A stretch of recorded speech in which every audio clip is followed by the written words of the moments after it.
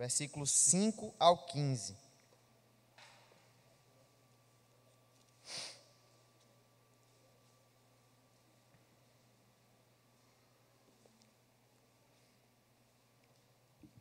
Mateus capítulo 6, versículos 5 ao 15.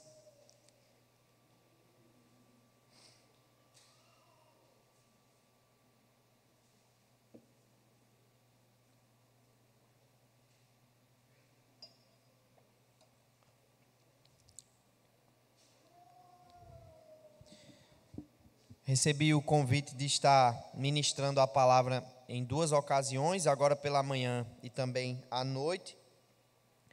E nós vamos estar tratando desse texto, lidando com o tema da oração. E hoje pela manhã eu vou estar fazendo uma introdução ao texto e à noite a gente vai fazer uma exposição mais detalhada dele. Os irmãos já acharam?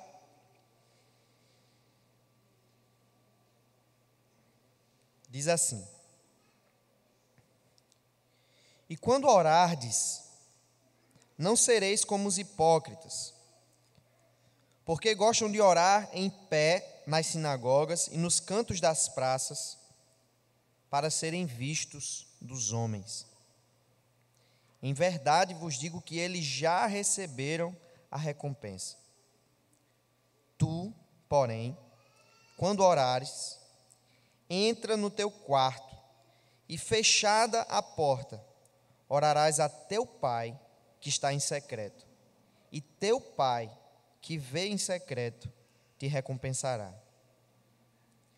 E orando, não useis de vãs repetições como os gentios, porque presumem que pelo seu muito falar serão ouvidos. Não vos assemelheis, pois, a eles, porque Deus, o vosso Pai, sabe o de que tendes necessidade antes que lhe peçais.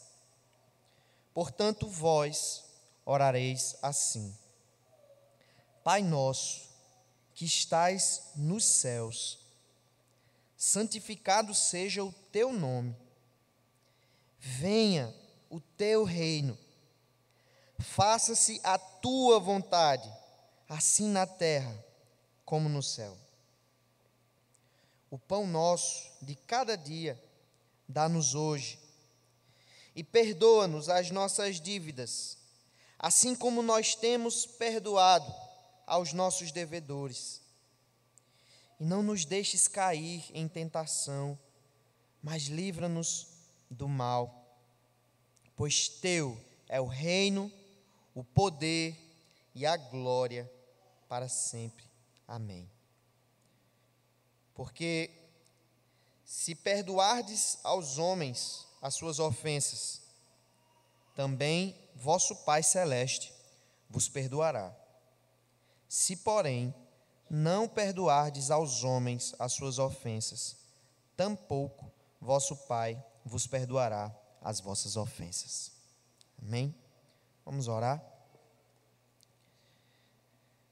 Pai, tenha misericórdia de nós nessa manhã. Nos livre, Senhor, de desprezar a Tua palavra. Não permita que esse seja um momento vão na nossa vida, que contribua para a nossa condenação. Mas em nome de Cristo, derrama o Teu Espírito poderosamente sobre nós,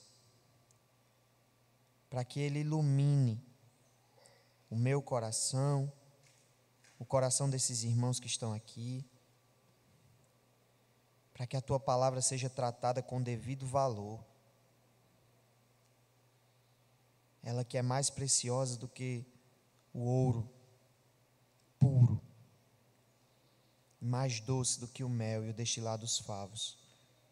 Que verdadeiramente essa seja a nossa intenção ao ouvir Tua voz nessa manhã. Em nome de Jesus. Amém. Irmãos, esse texto é bastante conhecido de todos nós. Tenho certeza que você já leu essa passagem, talvez já tenha ouvido sermões incontáveis também nessa passagem da Escritura. E ela é uma passagem muito importante, realmente, da palavra de Deus, principalmente os versículos 9 ao 13, né, que são a oração do Pai Nosso, a conhecida oração do Pai Nosso. É um texto que faz parte da vida da gente desde que a gente é criancinha, né? Um texto que é usado, inclusive, num contexto ecumênico. Eu lembro que quando eu estudava em escola pública, tinha algumas atividades no final da aula, e antes da gente lanchar, todos os alunos se reuniam num círculo e a gente ia agradecer pelo alimento. Só que tinha um problema, né? Ali tinha católico, tinha espírita, tinha protestante, tinha todo tipo de religioso ali. E eu lembro que a saída era muito simples: ora o Pai Nosso, né? Reza o Pai Nosso. O católico reza o Pai Nosso, o espírita reza o Pai Nosso, o evangélico também não tem problema com o Pai Nosso, vamos orar o Pai Nosso. E aí todo mundo se reunia ali, e como se todos estivessem unidos por aquela oração, a gente orava o Pai Nosso. E eu, sinceramente, eu nem sabia o que estava dizendo quando fazia aquela oração, e eu tenho certeza que grande parte das pessoas que estavam orando ali também não sabiam, não. Mas era algo que era usado para identificar a gratidão do coração de todas aquelas pessoas, embora cada uma delas tivessem pensamentos completamente diferentes acerca de quem Deus é. E há um perigo muito grande quando a gente tem, desde pequenininho, determinados ensinamentos da palavra de Deus, de esses ensinamentos eles se tornarem banais na nossa vida. Às vezes a gente ouve tanto a palavra Deus, a palavra amor, a palavra Jesus, quando é criança, e a gente vai crescendo tão acostumado com essas coisas, que essas palavras elas vão perdendo o sabor, elas vão deixando de ser, elas vão deixando de causar aquela emoção que causava no nosso coração no primeiro momento que a gente ouviu. E a oração do Pai Nosso, ela é uma oração tão rica em conteúdo, ela é tão preciosa, mas ela passou a ser tratada por nós como uma mera reza.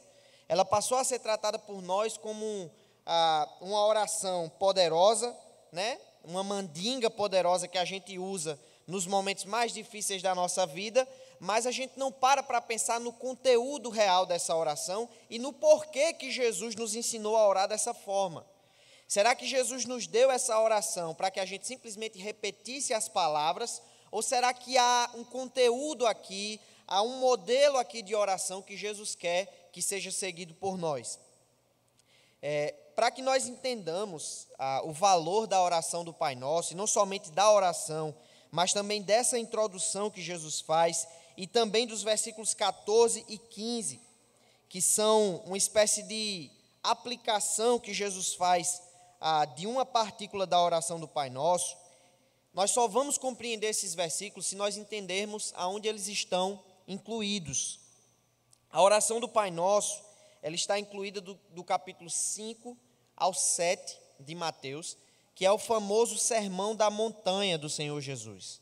Jesus está aqui pregando um sermão para os seus discípulos, o famoso sermão do monte, que inicia no capítulo 5. O capítulo 4 termina dizendo que a fama de Jesus correu por toda a Síria e que grandes multidões iam atrás dele. Havia uma multidão de pessoas gigantesca correndo atrás de Jesus para conhecer mais dele. E quando Jesus vê aquelas multidões, ele se assenta, ele sobe ao monte, se assenta, os seus discípulos se aproximam e ele começa a pregar um sermão. Ele começa a falar aos seus discípulos. E o conteúdo do Sermão do Monte é um conteúdo importantíssimo para aquele que quer compreender o que é que Jesus veio trazer a esse mundo. Qual era a mensagem principal, a mensagem mais relevante do ministério de Cristo Jesus? O Sermão do Monte, ele trata da verdadeira espiritualidade. Jesus está aqui mostrando nesse sermão que aquele que faz parte do reino de Deus, ele tem uma ideia, uma compreensão acerca da espiritualidade que é completamente diferente de tudo. Jesus confronta já de início com as bem-aventuranças judeus e gentios, porque quando ele vai descrever aquele que é bem-aventurado, aquele que é verdadeiramente feliz, ele descreve alguém que para os olhos do mundo é exatamente o oposto, o pobre de espírito, Aquele que olha para si mesmo e percebe que não é nada, percebe que é pobre, percebe que é um pecador e que não passa disso. Esse é bem-aventurado. Bem-aventurado é aquele que chora. Feliz, verdadeiramente feliz, é aquele que chora. É aquele que olha para si mesmo, percebe que é um pecador, percebe que não tem nada, e ele chora, ele lamenta o seu pecado. Ele não é alguém que vive rindo, que vive se enchendo de prazer, cheio de ilusões. Ele é alguém que sabe da sua condição de pecador e que chora por isso. Alguém que, consequentemente, é manso. Também pode ser traduzido como humilde. Alguém que, consequentemente, não deseja se impor aos outros, não vive desesperado por responder àqueles que o ferem com a mesma moeda, porque, afinal de contas, ele sabe que ele é um pecador, ele chora pelo seu pecado, ele é manso. Aqueles que têm fome e sede de justiça. Aqueles que olham para o mundo, olham para as coisas que há no mundo, olham para a sua própria vida e têm fome e sede. Fome e sede. Quem aqui já passou fome, já passou sede, sabe como são duas sensações horríveis. Ele está falando de uma pessoa que deseja ardentemente justiça na sua própria vida, no mundo, ao seu redor. Alguém que é misericordioso, alguém que sofre a dor do outro. Alguém que vê o sofredor e se coloca juntamente com ele ali, naquele sofrimento. Os pacificadores, os perseguidos, aqueles que por causa da justiça são perseguidos e que vivem recebendo do mundo todo tipo de sofrimento, todo tipo de ataque, inclusive calúnias, mentiras, injúrias. De acordo com Jesus, esse é o bem-aventurado. Essa pessoa é feliz. Isso é totalmente o oposto de qualquer coisa que o mundo tem a dizer, e é totalmente o oposto do que os escribas e fariseus pensavam naquela época. Jesus apresenta no Sermão do Monte uma espiritualidade que é infinitamente superior à dos escribas e fariseus. E ele diz aos discípulos que eles são chamados a serem o sal da terra, a luz do mundo. Eles tinham a obrigação nesse mundo de praticar boas obras, e essas boas obras deveriam ser vistas por todos, para que eles glorificassem a Deus. Só que ele precisa descrever quais são essas boas obras. E ele diz: não pensem que eu vim revogar a lei ou os profetas. Eu não estou apresentando algo que é diferente da lei e dos profetas para que vocês cumpram. Não, é a mesma coisa, é a lei e os profetas que vocês devem cumprir. E eu vim para cumprir essa lei. Porque se a justiça de vocês não exceder em muito a dos escribas e fariseus, vocês jamais, de modo nenhum, entrarão no reino dos céus. Jesus está dizendo: olhe para os escribas e fariseus, vocês acham que é pesado a lei deles? Vocês acham que todo esse rigor que eles têm com relação à purificação pessoal deles, vocês acham que isso é pesado? Beleza, se vocês não excederem em muito, essa justiça dos escribas e fariseus, vocês não podem ver o reino dos céus. Mas, Diego, o que é que Jesus quer dizer quando ele fala de exceder em muito? E aí Jesus começa a falar de um tipo de justiça que não é uma justiça de aparências, não é uma justiça exterior, não é uma justiça religiosa, no sentido pejorativo da palavra. Jesus começa a dizer que não adianta você nunca ter assassinado alguém. Pouco importa se você já matou alguém, se você já assassinou alguém. Toda vez que você se ira sem motivo contra o seu próximo, você já é passível de julgamento, você já está condenado. Então, você já não pode mais olhar para o presídio de Alcaçuz e ver aquele monte de assassino ali e dizer assim: graças a Deus eu não estou ali, eu nunca matei ninguém. De acordo com Jesus, você é igual. Você é igual. Passível de condenação da mesma forma.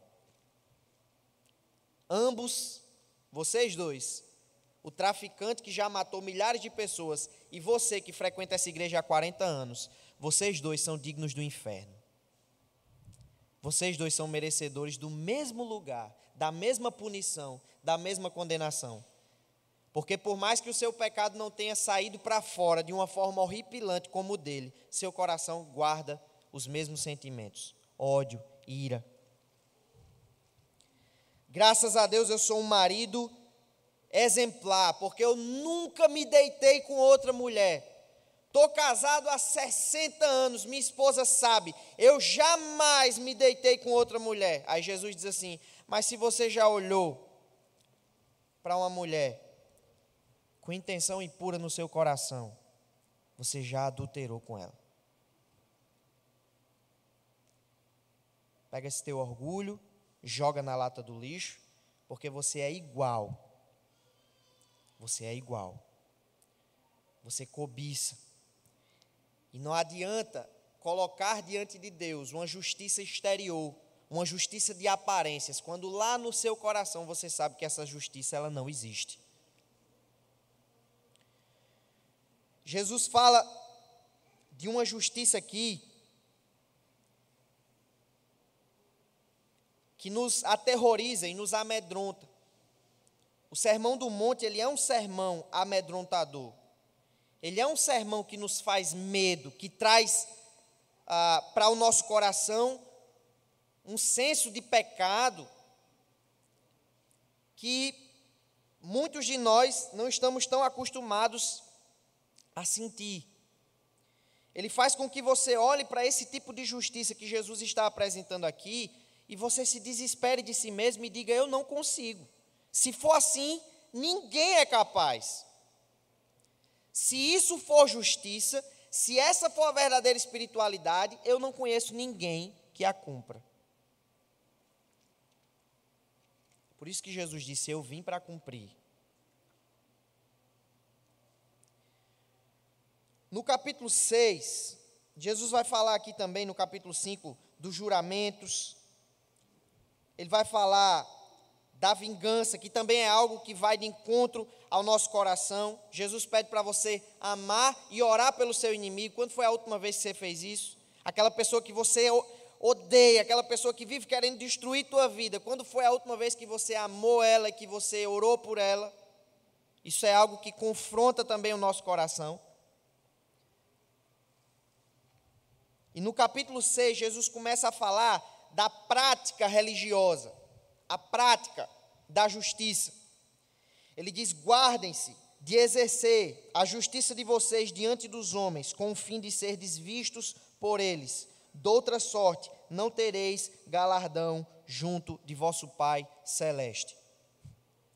Jesus diz: cuidado, se guardem, para que vocês não caiam no erro de praticar a sua justiça. E quando ele fala aqui de praticar a sua justiça, ele está falando aqui das obrigações religiosas. E a gente vai ver mais a seguir que ele vai citar algumas coisas aqui, que são coisas que todo religioso pratica. Ele diz: cuidado para que a religião de vocês, a prática da religiosidade de vocês, não tenha o objetivo de fazer com que as pessoas olhem para vocês, com que os homens admirem vocês. Não sejam religiosos para os outros, para os homens, porque se vocês forem, podem ter plena certeza, vocês não terão recompensa nenhuma diante do Pai. Aí ele vai citar 3 coisas. Primeiro ele fala das esmolas, está no versículo 2 ao versículo 4. Depois ele fala da oração, do versículo 5 ao 15, e depois Jesus fala do jejum, do versículo 16 ao 18. São 3 coisas que os judeus daquela época faziam, que todo religioso fazia. Os atos de justiça são esses: esmolas, oração e jejum, a prática religiosa. Jesus diz: quando vocês forem dar esmolas, não toquem trombeta diante de ti, como fazem os hipócritas nas sinagogas e nas ruas, para serem glorificados pelos homens. Porque eu vos digo que eles já receberam a sua recompensa. Mas vocês, quando forem dar a esmola, que a tua mão direita não saiba o que faz, que a tua mão esquerda não saiba o que faz a direita, para que essa esmola fique em secreto. E o teu Pai que vem em secreto te recompensará. Diego, nós temos que fazer mais ações sociais, nós temos que cuidar mais dos pobres, dos necessitados. Ok, vá e cuide, mas não diga a ninguém, não faça propaganda, não se considere alguém superior aos outros por isso, faça em segredo, que a sua mão esquerda não saiba o que a direita fez, porque do contrário, vocês já receberam a recompensa, já foram vistos, já foram elogiados, não há mais nada, o que vocês queriam lhes foi dado. Quando vocês forem orar, e aí eu vou deixar a oração aqui para daqui a pouquinho. E ele dá instruções acerca da oração no mesmo sentido. E quando ele fala do jejum, ele fala a mesma coisa. E quando nós olhamos para essas três aplicações que ele faz, da prática religiosa, ele diz assim: cuidado, para que vocês não façam algo que aos olhos é bonito, é agradável, é admirável, mas o coração de vocês lá dentro não corresponde à legitimidade dessas atitudes. Meus irmãos, é muito fácil fingir ser crente. É muito fácil fingir ser um religioso, fingir adorar a Deus, é muito fácil. E é muito fácil também elogiar pessoas pela sua religiosidade, admirar pessoas pela sua aparência, mas sem levar em consideração que dentro de cada um de nós existe um coração que odeia a Deus naturalmente.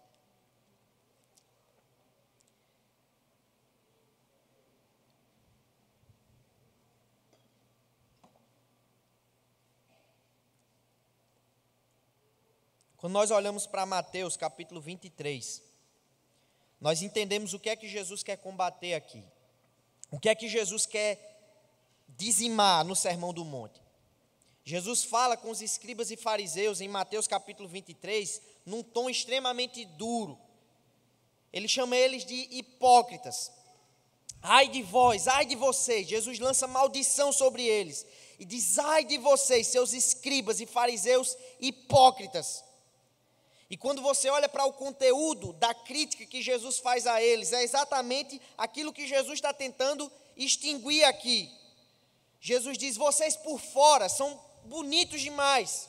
E Jesus compara eles a sepulcros caiados, a túmulos enfeitados. Sabe quando você vai no cemitério e você vê aquele túmulo de um rico? Aquele túmulo que é cheio de ouro, de flores, aquele túmulo lindo, maravilhoso, todo mundo se admira. Faz o seguinte, abre uma gaveta daquela e faz assim, ó. Dá uma cheirada ali. Você vai ver que por dentro há um corpo em estado de putrefação, podridão, imundícia, algo que não serve mais para absolutamente nada. Jesus diz: vocês, escribas e fariseus hipócritas, vocês são sepulcros caiados, vocês têm a aparência de piedade, vocês são admiráveis nas suas obras, mas o coração de vocês é imundo. Ai de vocês, escribas e fariseus hipócritas, porque vocês nem entram no reino dos céus, mas vocês também impedem outros de entrar. Porque vocês viajam o mundo inteiro para fazer um prosélito, e quando vocês fazem, vocês tornam ele um filho do inferno, muito mais do que vocês, porque vocês lançam e atam fardos pesados às costas das pessoas, que vocês mesmos não conseguem carregar.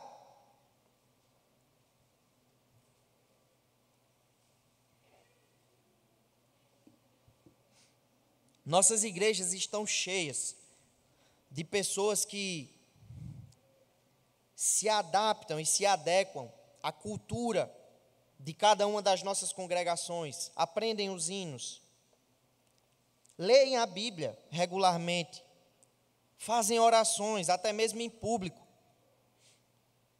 aprendem o catecismo, a confissão de fé.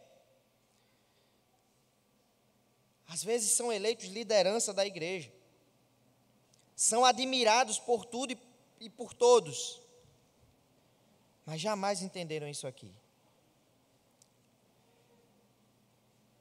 Por isso que Jesus olha para os escribas e fariseus e diz assim: deixa eu dizer uma coisa que vai chocar vocês. As prostitutas estão na frente de vocês no reino dos céus.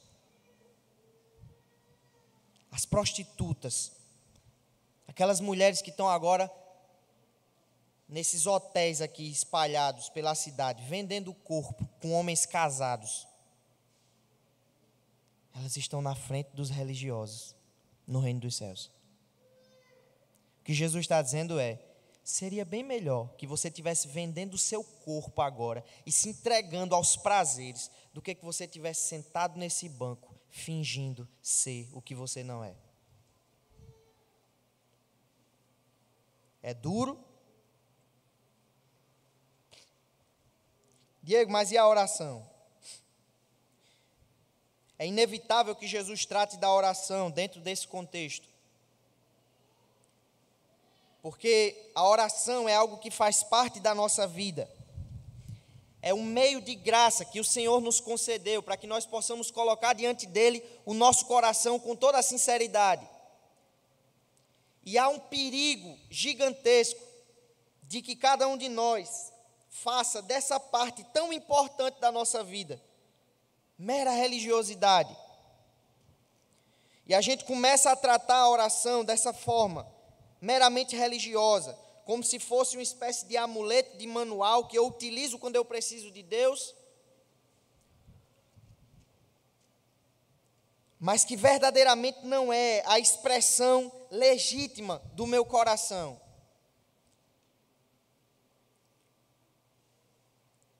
Eu cresci na igreja.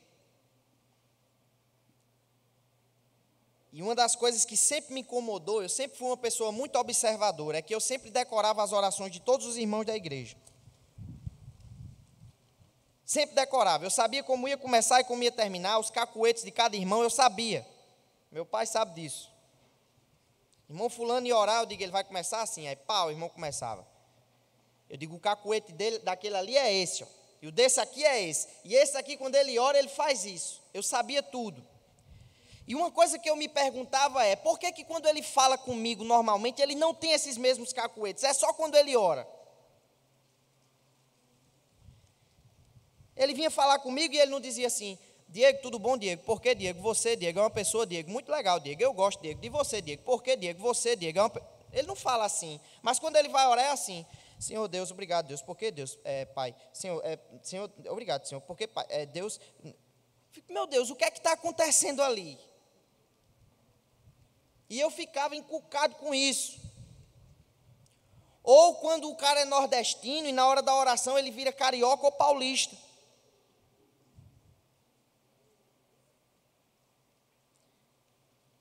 Normalmente ele fala te agradeço, mas na oração ele fala te agradeço. Muda o sotaque, muda a forma de falar. No seu cotidiano ele usa palavras que todo mundo conhece, palavras do dia a dia, mas quando ele vai usar, ele se torna Machado de Assis na oração. Ó nobilíssimo, inexorável Deus. E essas coisas sempre me inculcaram. E é muito simples, é porque na maioria das vezes quando a gente ora, a gente não acredita realmente que está falando com alguém.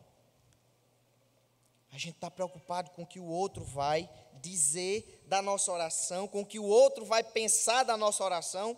Como um pregador que certa vez meu pai contou uma história, o cara fez aquela oração na igreja, quando ele terminou ele não aguentou e disse assim: vixe meu irmão, que oração massa que eu fiz agora. não se conteve e falou no microfone.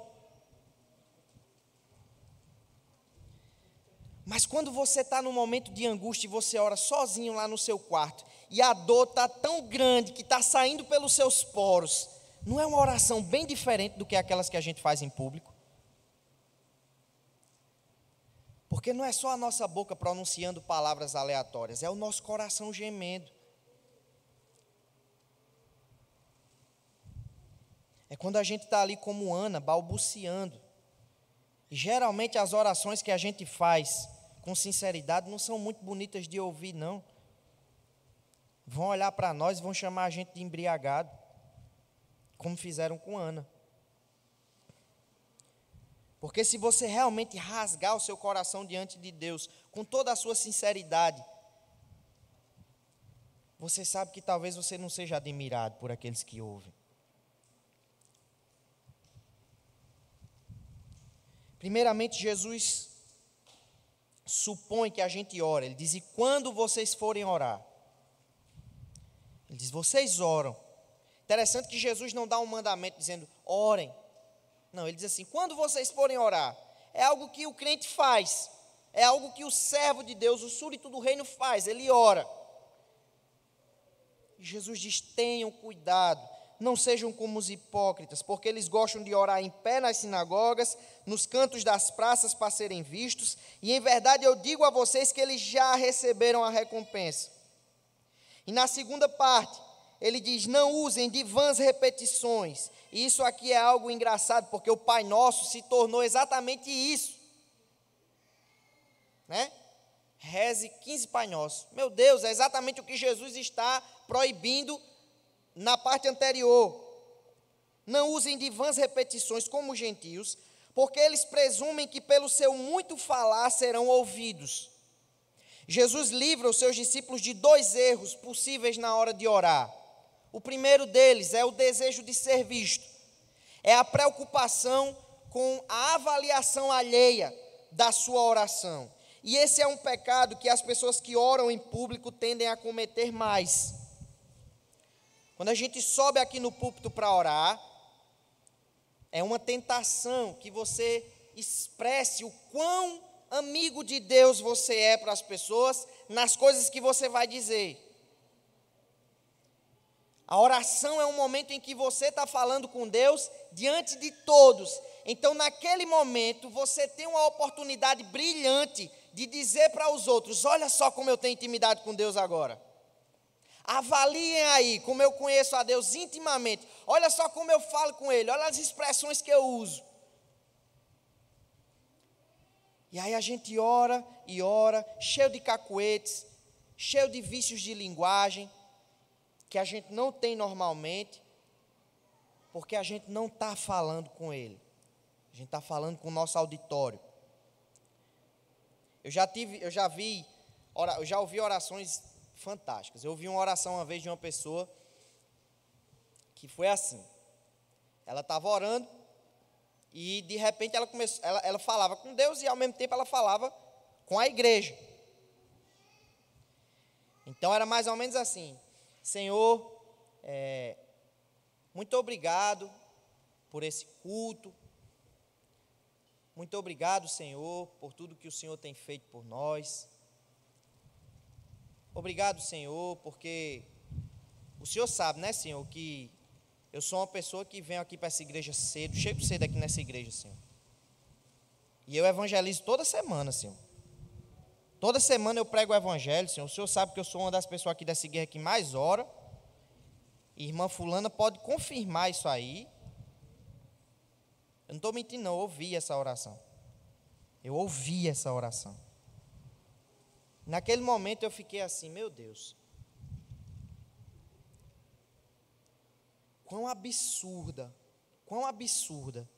é a mentalidade dessa pessoa acerca do que ela está fazendo agora. Um dia desses eu vi uma oração sincera demais. Eu até mostrei a Medeiros. Uma criancinha. Ela brigou com o irmão. E aí a mãe foi lá e repreendeu ela.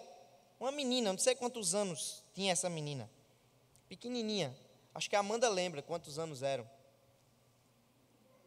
Uns 5 anos, né? E aí, a mãe briga com ela e ela vai para o quarto e aí ela começa a orar. A mãe pega o celular e fica na intoca aqui, filmando. E ela está assim diante da janela e ela diz assim, ó Jesus, e começa a gemer diante de Jesus. Diz, Jesus, eu não vou fazer mais isso, me perdoa. E a maior angústia do coração dela é que ela quer ter a resposta de que o pecado dela foi perdoado. E ela fica, Jesus, os meus pecados foram perdoados? Me dê uma resposta, me diga alguma coisa. Eu briguei com meu irmão, não vou fazer mais isso. Os meus pecados já foram perdoados, por favor, eu sou sua filha. A minha mãe é sua filha, o meu pai, minha família são seus filhos. Os meus pecados foram perdoados, e ela fica ali gemendo. Essa é a pergunta dela, ela quer saber se os pecados dela foram perdoados. E aí, enquanto ela está pedindo uma resposta, vem um vento e bate na cortina da janela, e aí ela olha para a cortina se mexe, ela faz, me respondeu Jesus, obrigado. Aí vai lá e fecha a janela.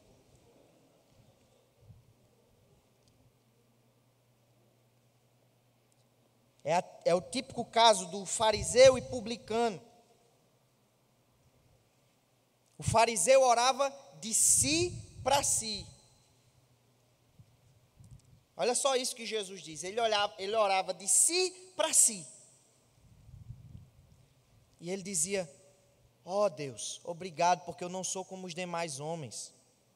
Eu não sou como esse publicano. Eu dou o dízimo de tudo quanto tenho. Eu jejuo tantas vezes por semana. Ele orava exaltando a sua justiça própria. Mas o publicano, ele chegou ali e Jesus disse que ele nem sequer ousava olhar para o céu. Ele não ousava olhar para o céu. A sua oração era contrição pura. Era ele diante de Deus desesperado, não ousava nem sequer olhar para o céu, e ele batia no seu peito. E ele só tinha uma coisa que falava para Deus: Senhor, ó Deus, sê propício a mim, pecador.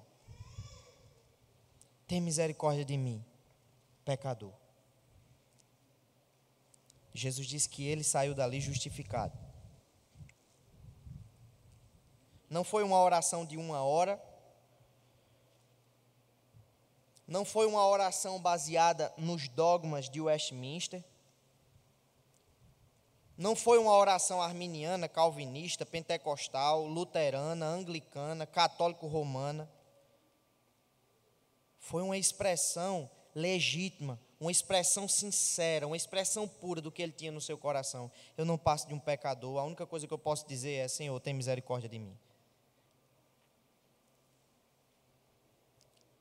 Quantas vezes, irmãos, tem aqui no nosso banco da igreja um monte de diácono, presbítero, crente de 40 e poucos anos, aqueles crentes antigos, com a Bíblia desse tamanho na mão, estão aqui orando fervorosamente, cheio de lágrimas nos olhos, com as mãos levantadas para o céu, e de repente uma prostituta entra por aquelas portas, ela acabou de vir de um motel, e ela senta.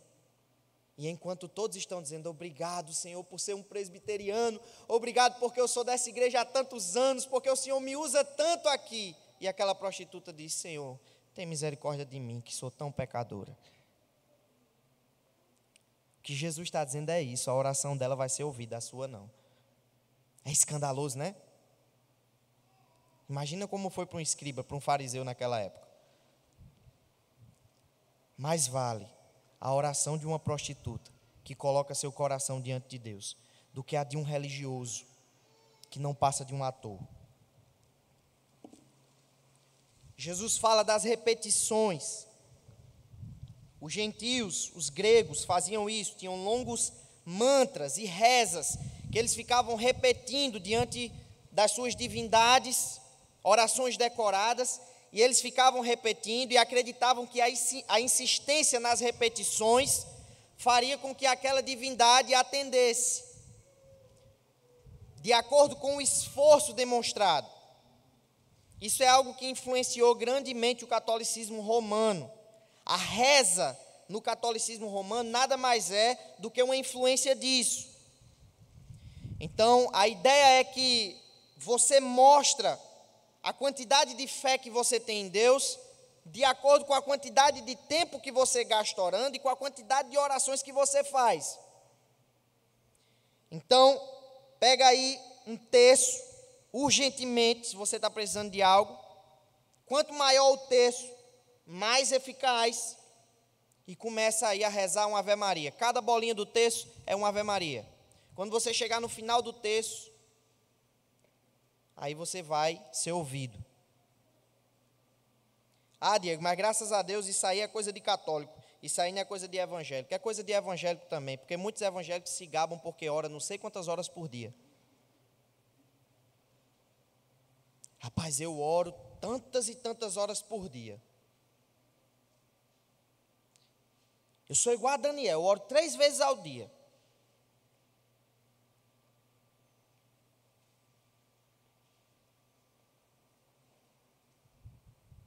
Às vezes a gente sai para lanchar, né? E sempre tem aquele irmão que, opa, vai orar não? Vão orar não, é? Aí quer dizer que você não vai orar. Como é que você sabe que a pessoa não orou? É porque tem um ritual, tem que fechar os olhos, o que não é um costume bíblico. Me mostre alguém orando na Bíblia de olho fechado. Eu desafio você, me mostre um texto bíblico de uma pessoa na Bíblia orando de olho fechado. Isso não é um costume bíblico. Não é. O judeu ora de olho aberto. Sabe como é que um judeu ora? Ele se ajoelha e fica assim, ó, se mexendo. Coloca um judeu orando ali diante das ruínas, lá em Jerusalém. É de olho aberto, é com a mão levantada, é gritando. Mas para nós tem que ser como? Olhinho fechado, cabecinha baixa, senão você não orou. Como é que você sabe que o irmão não olhou para o prato e sem dizer palavra alguma ele disse assim, Senhor, obrigado pelo sustento que o Senhor tem me dado? Como é que você sabe? Por que tem que ter um ritual? Por que tem que chegar e... Não estou dizendo que não deve ter. Deve ter. Mas é a única forma de se orar? Não.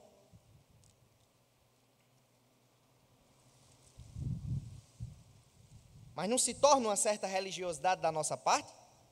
Olha, fulano não orou não, viu, para comer. Aí fica aquele senso de superioridade dos outros, porque o cara chegou ali e comeu aquela comida. Mas de acordo com Jesus, o que interessa não é a forma, não são as palavras, não é a quantidade de tempo, o que interessa é o coração. De maneira que é muito melhor você ser grato na sua forma de viver por aquele alimento que você come, do que você orar e fazer uma expressão belíssima de gratidão, quando no seu dia a dia você é a pessoa mais ingrata do mundo. A oração deve ser simplesmente a expressão do seu coração diante de Deus. Deve ser sinceridade. Mas muitas vezes o que é que acontece? Aquele irmãozinho que está calado, comendo aquele prato de comida ali, ele chega com tanta fome, que ele já vai logo devorando o prato. Talvez o sentimento de gratidão dele, ao estar devorando aquele prato, seja uma oração mais bonita do que as 500 palavras que você usou. Porque muitas vezes a gente ora, termina de orar, olha para a mulher e diz assim, cuscuz de novo?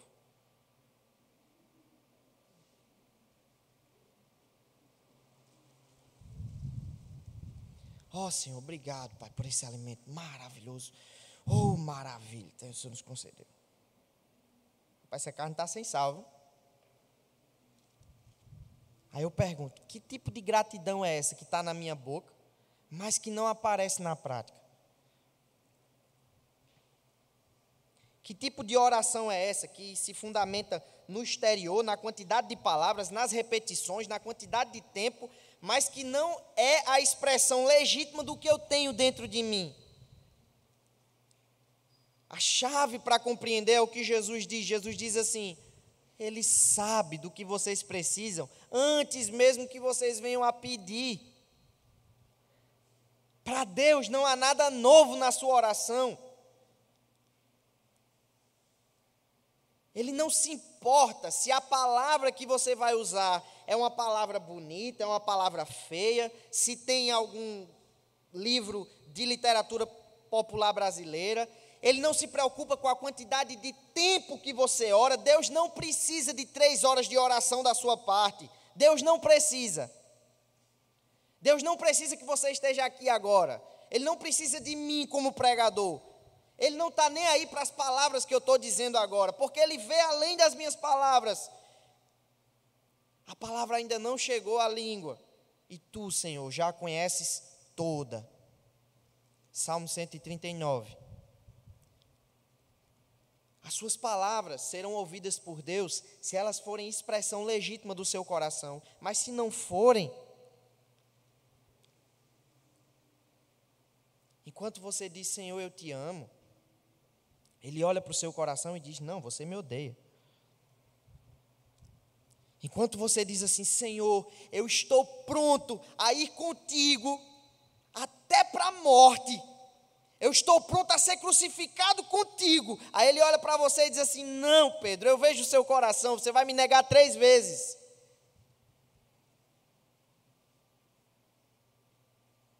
Eu não estou olhando para as suas palavras, Pedro, eu estou olhando para o seu coração. Importa que o Filho do Homem seja morto, entregue. Senhor, de modo nenhum isso te acontecerá. Olha que coisa linda. Não, Senhor, eu não quero que o Senhor morra. De modo nenhum, isso é lindo, irmãos. É um amigo querendo proteger o outro. Mas Jesus diz, arreda, Satanás.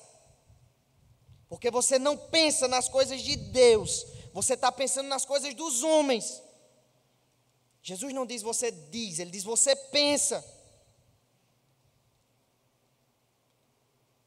Quando Ele faz aquele milagre lá, e o aleijado, o paralítico, Ele chega ali e diz assim, perdoados estão os teus pecados. Os fariseus, quem é esse cara para perdoar pecado? Aí o texto diz, Jesus conhecendo-lhes o coração. Espera aí, qual é mais fácil dizer? Levanta e anda ou os teus pecados estão perdoados? Ele sabe. É por isso que depois que Jesus é morto, ressurreto e aparece para Pedro, ele chega para Pedro com um desafio, meus irmãos, que se fosse para mim e para você, você tremia na base. Porque ele diz assim, Pedro, você me ama?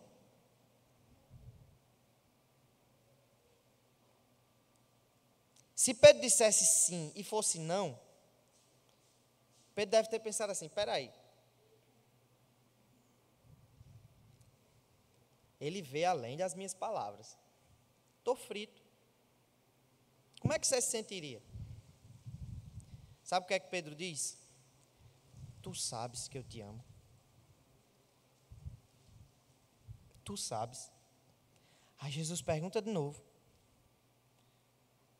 Eu imagino Pedro ali, já todo suado, nervoso. Senhor, tu sabes que eu te amo. 3ª vez.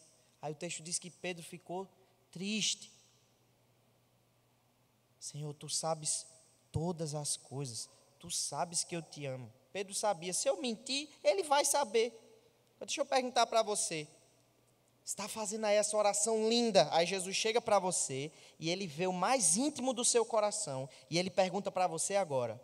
Renato, você me ama? Será que sua oração e aquilo que Ele enxergar dentro de você estarão conectados? E por fim, como eu disse agora pela manhã, é uma introdução, porque não faz sentido você expor o Pai Nosso sem abordar essa bandeira da religiosidade, dos erros a orar, do que é a oração. Por fim, é interessante quando você olha para o texto que você vê Jesus enfatizando algo. Olha só, versículo 6.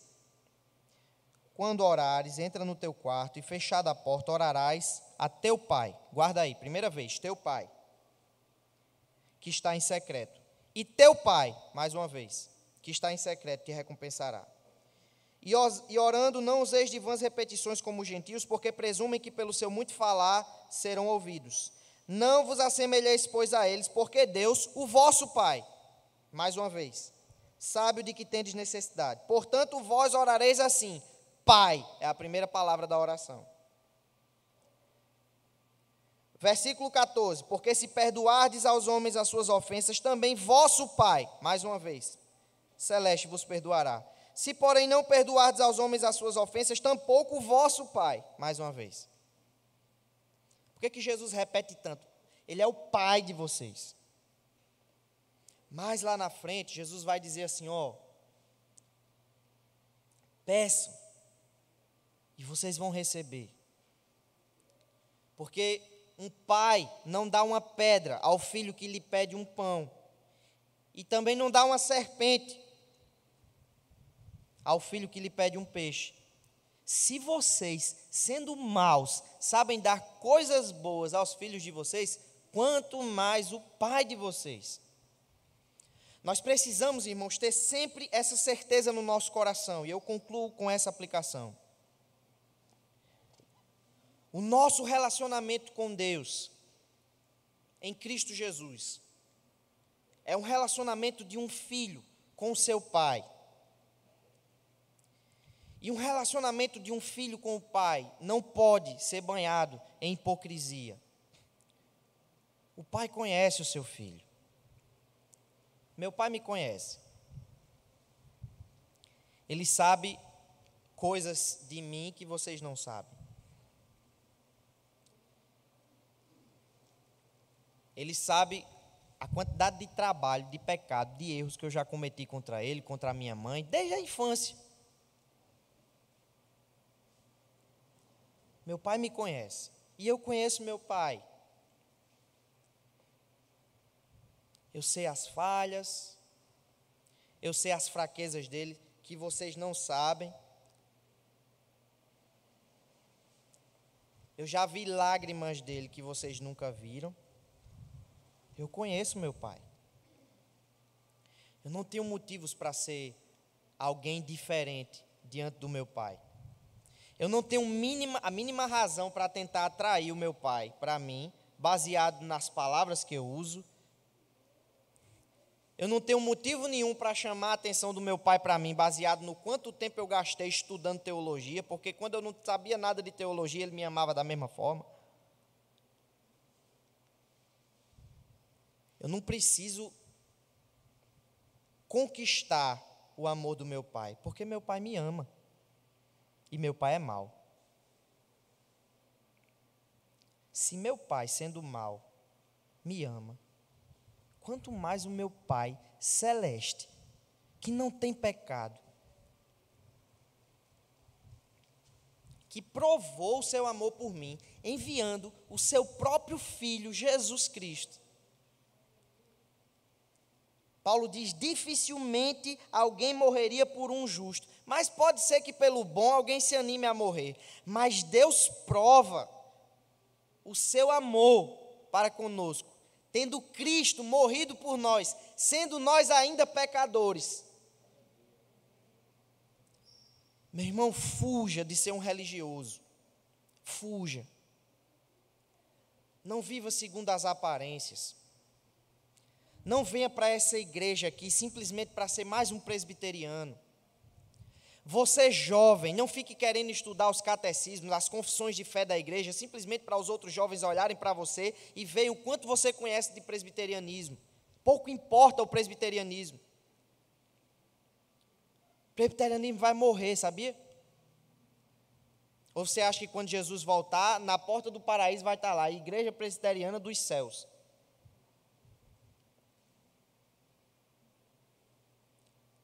Fuja de ser alguém que trata esse livro aqui como um amuleto. Porque é por isso que é tão pesado para você meditar nas Escrituras. Sabe por que é tão difícil ler a Bíblia? Talvez seja porque o seu trato da Bíblia é um trato meramente religioso. É por isso que é gostoso demais assistir maratonas e maratonas na Netflix. Mas terminar de ler o Novo Testamento é um peso para a gente. É um peso demais. É por isso que é tão gostoso a gente conversar com os nossos amigos sobre a eleição do Trump e do novo presidente agora dos Estados Unidos. É tão gostoso a gente gastar horas e horas discutindo política, mas é tão difícil a gente dobrar os joelhos para falar 20 minutos com o nosso pai. Lembrando, eu não estou aqui falando que o tempo importa, mas o tempo significa algo. Eu lembro quando eu comecei a namorar com a Amanda, a gente falava 3 horas no telefone. Você tem noção o que é isso? Hoje a gente liga um para o outro, né? Tá onde? Estou em tal canto. Tá, Deus te abençoe. Beijo, pronto. É. Mas quando a gente começou a namorar, era... Ô, já comeu? Já comi. Foi, já tomou água hoje? Já. Toma uma aguinha para você não ficar desidratado. Umas coisas assim, naquela conversa. 3 horas, eu olhava assim, eu digo... Vixe, a gente já está se falando há 3 horas. Por quê? Porque você gosta da pessoa. Você quer falar mais. Você quer conhecer mais. A sua oração deve ser motivada por isso. A primeira coisa que você precisa entender é que quando você ora, existe alguém que está disposto a ouvir você, desde que você coloque seu coração sincero diante dele. Se você odeia esse livro, diga: Senhor, eu odeio esse livro. Transforma o meu coração e me faz amá-lo. Se você não tem prazer nesse culto, não é vindo ao culto, insistindo mais que você vai ter prazer. É colocando o seu coração sincero diante dele e dizendo: Senhor, eu não consigo ter prazer no culto. Senhor, a tua palavra não mexe mais comigo. Quando eu escuto o pastor Diogo pregar, eu já não sinto o meu coração arder quando eu sentia antes. O Senhor sabe, eu sou meramente um religioso, eu tenho sido um hipócrita, eu sou um pecador, tem misericórdia de mim. Essa é a oração que Deus escuta. Pouco importa esse culto. Pouco importa os louvores que foram selecionados. Pouco importa o texto da liturgia.